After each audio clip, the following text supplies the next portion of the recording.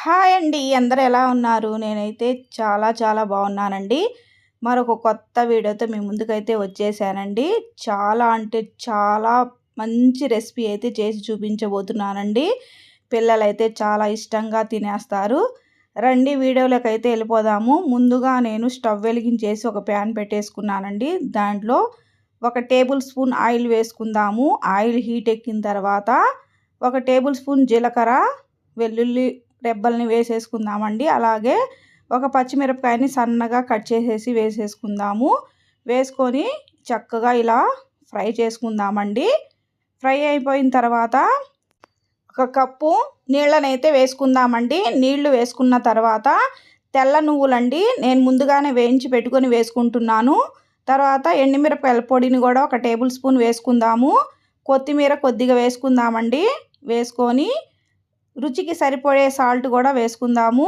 నీళ్లు బాగా మరిగిన తర్వాత 1 కప్పు బొంబాయి రవ్వను వేసుకుందామండి. సూజీ రవ్వ వేసుకొని మొత్తం కలిసేటట్టుగా ఇలా కలుపుకుందామండి. వాటర్ అంతా ఇంకిపోవాలి. అప్పుడే మనం అనుకున్నట్టుగా ఈ రెసిపీ అయితే చాలా చాలా బాగుంటుందండి. చూడండి వాటర్ మొత్తం ఎలా ఇంకిపోయినాయో ఇలా మెత్తగా ఉండాలండి. చల్లారిన తర్వాత చూడండి బాగా కలుపుకుందాము.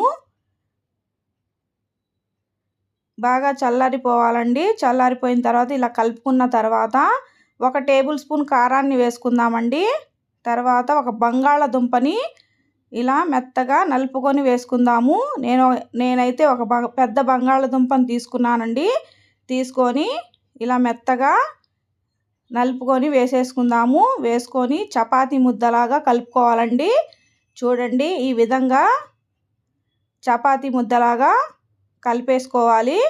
కలుపుకొని చిన్న చిన్న ఉండలుగా చేసుకోవాలండి. చూడండి ఇలా చిన్న ఉండలుగా చేసుకోవాలి.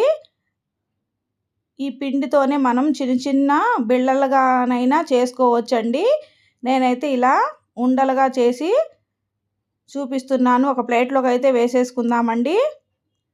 చూడండి ఇలా మొత్తం పిండిని ఇలా ఉండల్లాగా చేసేసుకోవాలండి.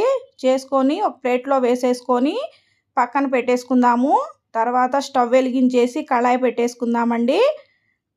డీప్ ఫ్రైకి ఆయిల్ వేసుకొని ఆయిల్ హీట్ ఎక్కిన తర్వాత ముందుగా మనం చేసి పెట్టుకున్న ఈ ఉండలను అయితే వేసేసుకుందామండి. వేసేసుకొని గోల్డెన్ కలర్ వచ్చేంత వరకు ఫ్రై చేసుకుందాము. ముందుగా హై ఫ్లేమ్లో పెట్టుకోవాలండి. తర్వాత స్టవ్ని స్లోగా పెట్టుకొని ఫ్రై చేసుకోవాలి. అప్పుడే లోపల కూడా చక్కగా ఉడికిపోతుందండి. పైన క్రిస్పీగాను లోపల మెత్తగాను చాలా చాలా బాగుంటాయండి. పిల్లలకు ఈవినింగ్ స్నాక్స్ లాగా చేసి పెట్టేయచ్చు. పిల్లలైతే చాలా ఇష్టంగా తినేస్తారండి. ఈ గోల్డెన్ కలర్ వచ్చిన తర్వాత ఒక ప్లేట్లోకి అయితే తీసేసుకుందాము. సాస్లో కానీ ఎలాంటి చట్నీలోకైనా కూడా చాలా బాగుంటాయండి. పిల్లలకు చేసి పెట్టండి. ఎలా వచ్చిందో కామెంట్ చేయండి. చూడండి ఎంత చక్కగా సౌండ్ వస్తున్నాయో. చాలా చాలా టేస్టీగా ఉంటాయండి. ఒకటి తినే చోట 4, 5 అయితే తినేస్తారు. పిల్లలు ఏమైనా స్నాక్స్ అడిగినప్పుడు చేసి పెట్టేయచ్చండి. చూడండి ఎంత క్రిస్పీగా ఉన్నాయో.